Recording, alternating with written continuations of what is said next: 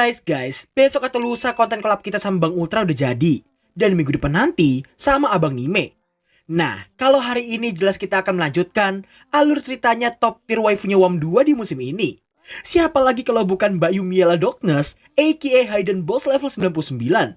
Tapi sebelum kita mulai videonya, kayak biasanya, tolong di-push dulu tombol subrek, like, dan sekalian aktifkan lonceng notifikasi di bawah, biar kalian semua gak ketinggalan alur cerita anime gua yang lainnya. Oh ya, sekalian juga di follow akun Instagram, Facebook, sama TikTok gua ya guys. Linknya bisa kalian sikat di bawah. So, tanpa berlama-lama lagi, mari kita mulai. Aku Yakureijo Reberu Kyujukyu episode ketiga.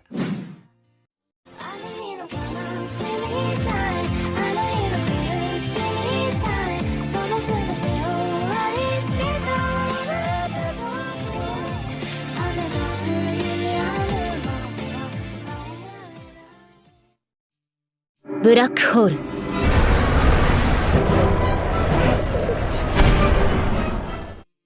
Scene melanjutkan di hari yang sama dengan Yumiella yang menggunakan sihir Black Hole miliknya. Dirinya terlihat dipanggil ke istana kerajaan untuk menghadap ke sang raja. Yumiella Darkness 城です。ブラックホールを出現させたのは本当らしい。中央のレベル99なんて。Ketidakpercayaan dan cibiran ringan dapat terdengar dari orang-orang yang hadir di pertemuan itu. Setelah memberi hormat pada sang raja dan ratu kerajaan Valsein, nampaknya semua orang di sana yang terkejut karena raja mereka yang baru aja meminta maaf pada Yumiella atas perbuatan putra dan para guru di akademi itu. いいえ、私が常識外れなことをして周りに迷惑をおかけしました。 Meskipun Yumiella mencoba menyalahkan dirinya sendiri, tapi sang raja yang punya sifat yang sangat berbeda dari Edwin pun merasa bahwa merendahkan dan menghina Yumiella hanya berdasarkan asumsi satu sisi saja, tanpa memastikan kemampuannya secara langsung, adalah perbuatan yang sangat tidak terpuji sama sekali. しかし、こんな華奢なご令嬢のレベルが99とは信じがたいのもまた事実。 Nah, untuk membuktikan bahwa Yumiella benar-benar memiliki level 99, si raja ini memerintahkan kepada kapten kesatrianya yang bernama Adolf, tapi nggak pakai hit player, untuk menguji kebenarannya. Melihat si Adolf ini, Yumiella pun mengingat bahwa Adolf merupakan kesatria terkuat di kerajaan dan memiliki level 60-an, yang mana level itu normalnya udah lebih dari cukup untuk melawan sang raja iblis. Dan kini, sosok semi overpower itu menekankan bahwa dirinya akan mengerahkan serangan terkuatnya untuk membuktikan kebenaran level 99 miliknya. Sampai pada akhirnya... いきなり戦えとも攻撃を防げとも言われていない。これは反撃してもいいのだろうか。ここはお辞儀でごまかす。 Gue Geedan. Respon Yumiella barusan benar-benar jauh lebih cepat ketimbang respon Doi sewaktu di WA. Dalam kurun waktu sepersekian detik itu, Yumiella tidak diperintahkan untuk melawan atau menahan serangan Pak Adolf, langsung mengambil keputusan yang sama sekali tidak terduga oleh mereka.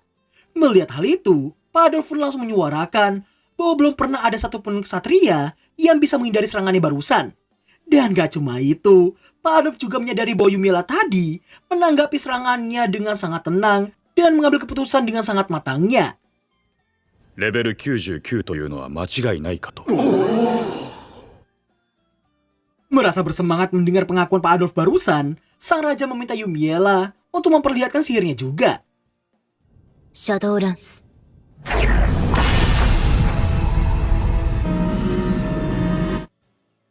Terkejut melihat Yumiella yang merupakan mage elemen kegelapan, si raja pun minta tolong pada kepala mage kerajaan buat menjelaskan pada semua orang di sana yang suka berpendapat bahwa sihir kegelapan itu hanya bisa digunakan oleh orang jahat saja. Singkatnya, sihir kegelapan memiliki kekuatan lebih tinggi dari 4 elemen utama dan sebanding dengan elemen cahaya. Dan dugaan sihir kegelapan itu jahat sebenarnya muncul hanya karena elemen itu merupakan elemen yang kelewat langka. Si raja pun berkesimpulan bahwa orang-orang hanya takut terhadap sesuatu yang misterius. 黒髪が意味嫌われるのも同じような理由なのかもしれんな。この発言は私のためにしてくれているのか。 Setelah si raja mengakui kekagumannya terhadap pencapaian Yumiella, dirinya pun gak menyanyiakan kesempatan untuk menanyakan tutorial untuk melakukannya.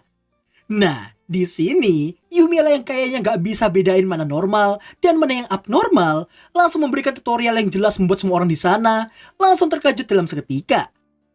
成長の語符を身につけ、一人でダンジョンに潜り、領地の森で魔物を倒し資金を手に入れてから、魔物呼びの笛を吹きつつ、魔物を倒し続けただけです。Terkejut mendengar jawaban Yumiela barusan, sang raja pun langsung menanyakan hal itu pada Pak Adolf selaku orang semi overpower di kerajaan. Dan jelas aja Pak Adolf merasa mustahil dirinya bisa bertahan di tengah gempuran monster parade seorang diri kayak gitu. これぐらい普通でしょ。 Singkat waktu, setelah Yumiela memutuskan untuk menjadi ujung tombak kerajaan Valsein, hanya ketika masa-masa sulit saja, sang raja berniat memberinya hadiah untuk pencapaian yang belum pernah digapai oleh siapapun. Gelar, wilayah, harta kerajaan, atau bahkan menjadi salah satu anggota keluarga kerajaan, apapun boleh diminta olehnya. Namun dari semua itu, Yumiela menyadari bahwa sang raja bermaksud menikahkannya dengan Edwin. Tapi jelas Yumiela menolaknya dalam hati, karena apa yang diinginkannya hanyalah kedamaian absolut saja. 国と身の回りが平和で、あとは何の望みもありません。すみません陛下。私は何かが嫌になったら国外に逃げる腹積もりです。 Selepas pertemuan formal tadi, nampaknya Yumiela yang diundang buat ngeteh bareng di kamarnya Ratu Valsein. Singkat cerita, Yumiela pun terkejut karena kerajaan Valsein yang ternyata bisa mengetahui kapan Raja Iblis akan bangkit. Yang mana itu akan terjadi dalam 2 tahun lagi. Si ratu ini meminta Yumiela untuk ikut dalam tim elit berskala kecil untuk misi pembasmian Raja Iblis nantinya. Dan jelas Alicia juga termasuk di dalam tim itu karena sihir cahaya miliknya. Setelah menerimanya, bisa-bisa ini Ratu Somplak meminta waifu gua buat jadi Saint dan menikahi Edwin si anak kampret. 聖女としてエドウィンと結婚する気はないかしら。嫌です。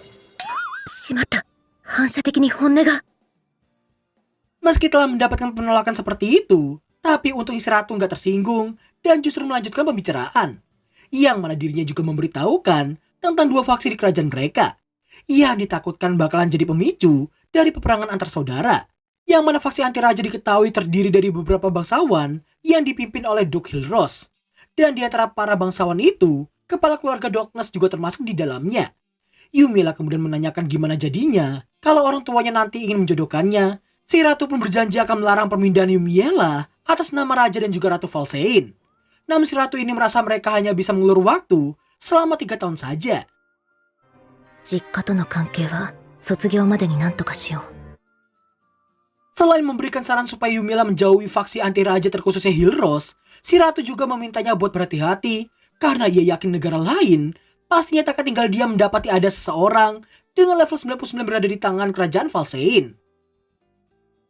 Setibanya di asrama nampaknya Rita yang baru mengetahui soal nonanya yang dipanggil oleh sang raja karena pencapaian level 99 yang diraih olehnya. Meski awalnya cemas-cemas takut, tapi ia tetap memberikan foto calon tunangannya Yumiela yang dikirimkan oleh sang ayah padanya. Gak pengen pusing karena hal itu, Yumiela pun ganti topik dengan memintanya buat ngeteh sambil makan cemilan bareng dengannya. 一流パティスリーのスイーツ。早速お茶の準備をしますね。 Sementara itu, Raja dan Ratu Valsein terlihat masih mengagumi betapa hebatnya Yumiela. Tapi bukan hanya karena kekuatan atau sihir kegelapannya saja, melainkan karena keteguhan hatinya dalam menghadapi diskriminasi dari semua orang, termasuk dari orang tuanya sendiri. Demi menebus semua kesalahan mereka, si Raja berniat mengurus segala permasalahan yang menimpa Yumiela di akademi. Si Ratu pun langsung menyetujuinya karena dirinya tahu apa yang diinginkan oleh Yumiela hanyalah sebuah kedamaian. 誰にも頼れなくて、それでも周りを恨んだりしない。本当に強い子です。 Singkat waktu, setelah pertemuan resmi dengan Raja dan Ratu Valsein, pandangan semua orang padanya juga mulai berubah. Kini Yumiela mulai didekati dan juga disapa oleh beberapa teman sekelasnya. Namun anehnya, cara pandangnya Alicia belum berubah sama sekali. Dan di sini kita pun akan dibuat sangat emosi ngeliat kelakuan 3 NPC bosok yang bukannya minta maaf dengan cara yang benar, hanya Edwin yang minta maaf. Itu pun dengan cara yang seriusan pengen gua tampol pakai sendal swallow. 悪かった。行くぞ。という具合だ。 Dari semua perubahan yang terjadi, yang paling parah ialah hampir setiap hari ada aja cowok yang mengirimkan surat hanya untuk mengajukan visi dan misi mereka untuk menikahi Yumiela. Dan dari sekian banyaknya cowok di sana, sebiji tengil Megane inilah yang paling parah cuy. Tidak hanya terang-terangan ingin menguasai seluruh benua, tapi secara nggak langsung dia juga berniat menjatuhkan kerajaan Valsein. Yumiela membandingkan si biji kuaci ini yang tergolong ke faksi anti raja dengan faksi pro raja yang sangat tenang dan gak pernah membicarakan obrolan yang berat seperti politik atau sejenisnya. Meski pada awal ini biji onta udah ditolak dengan cara yang cukup halus, akan tetapi karena terus membanggakan dirinya yang sok punya otak jenius, Yumiela pun langsung melakukan savage dengan cara menyindir si biji kuda lele satu ini yang buru-buru jenius. Lah ranking akademinya aja jeblok edan. Gak cuma itu, bahkan Yumiela juga mengancamnya dengan akan melaporkan visi misinya tadi yang udah terdengar seperti pengkhianatan berencana ke Raja dan Ratu Valsein. バルシャイン王家に対して反逆するということになりますよね。あらぬ疑いをかけられるかもしれませんよ。誰にも言うんじゃないぞ。 Baru aja terlepas dari biji koala tadi, Yumiela kini harus mendapatkan undangan dari sosok yang sebenarnya sangat ingin dihindari olehnya. Karena cewek blonde ini merupakan putri keluarga Hilrose yang bernama Eleonora Hilrose. Kalau di dalam game, ceritanya itu si Yumiela ini terus berusaha mendapatkan pengakuan dari Eleonora dengan cara melakukan hal buruk pada Alicia. これからの予定空いてますわよね。 Scene berpindah ke ruangannya Eleonora. Yumiela yang belum pernah mengobrol seputar kehidupan sosial termasuk tren dan juga fashion, berniat langsung menerapkan 3 jawaban suci yang diperuntukkan untuk para introvert sepertinya. 香水は絶対パルフェウなものと決めてますの。そうなんですか。創業者の理念に感銘を受けましたのよ。すごいですね。彼が一番初めに香水を作った時のもっと詳しく聞かせてください。 Sotomate kudasai. Kalau kalian ngira suara anak ayam itu gua yang masukin, maka kalian salah. Itu adalah penggambaran dari apa yang didengar sama Yumiela. Cuit-cuitan anak ayam yang bawel dan gak bisa diatur sama sekali. Setelah cukup banyak cuit-cuitan dari Eleonora, nampak salah satu temannya yang membisikkan sesuatu yang langsung membuat suasana jadi serius dalam seketika. Edwin sama no koto wa akirame nasai. Iya, karena gue udah malas ngeliatnya, maka kita persikat aja. Intinya, si Eleonora ini udah salah paham sama Yumiela yang dikira udah dijodohin sama Edwin. Yang padahal nih ya, harus nih makhluk blonde goblok ngomong gitu ke si Alicia yang terus-terusan nempel sama Edwin and the gangs. Meskipun pada awalnya si Eleonora ini gak percaya sama omongannya Yumiela, namun Yumiela meyakinkan bahwa jika memang dia menerima perjodohan itu, harusnya ada pengumuman yang disebarkan oleh keluarga kerajaan. Gak cuma itu, bahkan Yumiela juga meyakinkan bahwa cuma Eleanor sajalah orang yang dirasa sangat cocok dengan Edwin. あなたは見る目がありますわね。ダンスの時のエドウィン様はとても素敵で、もう本当嬉しいしなんですの。ちょろい。 Episode ketiga ini pun diakhiri dengan beberapa orang yang tadinya mau makan bareng sama Yumiela, tapi mereka malah diselat sama MC KW yang seriusan ucapannya pengen gua tampal pakai sendalnya Kang Ujang. あなたが魔王なんですか? Dan terakhirlah alur cerita anime Akuyaku Reijo episode ketiga. Guys, gua doang atau mungkin kalian juga ngerasa kalau episode kali ini emang agak-agak kurang ya? Tapi wajar aja sih, pas gua baca ulang light novelnya emang dibuat agak down dikit. Dan cuma nunjukin sedikit aksinya Yumiela aja di awal scene tadi ya. Tapi, kalau Raja dan Ratunya aja udah muncul di episode ketiga ini, itu arti cowok yang nanti akan ngubah pandangannya si Yumiela ini harusnya akan muncul di episode keempat nanti. Buat yang udah baca light novelnya, tolong stop nge-spoiler ya. Karena komen kalian auto kuhapus kalau ketahuan spoiler. Oke lah, sekian dulu video kita kali ini. Kalau ada salah kata atau misinformasi, mohon diambil positifnya aja. Thanks for watching dan sampai jumpa di episode keempat minggu depan. Bye-bye.